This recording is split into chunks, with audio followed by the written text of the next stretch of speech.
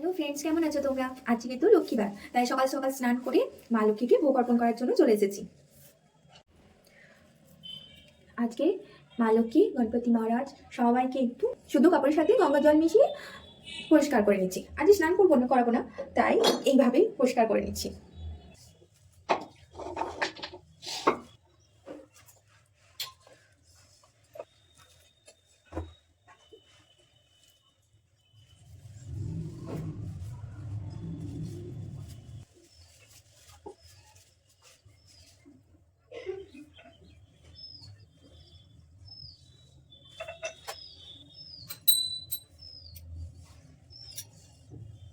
সুন্দরভাবে সাজিয়ে বসিয়ে দেওয়া হয়েছে। ফুলও তুলে আনা হয়ে গিয়েছে। শুরু করব, চলো পুজোটা করে নিই।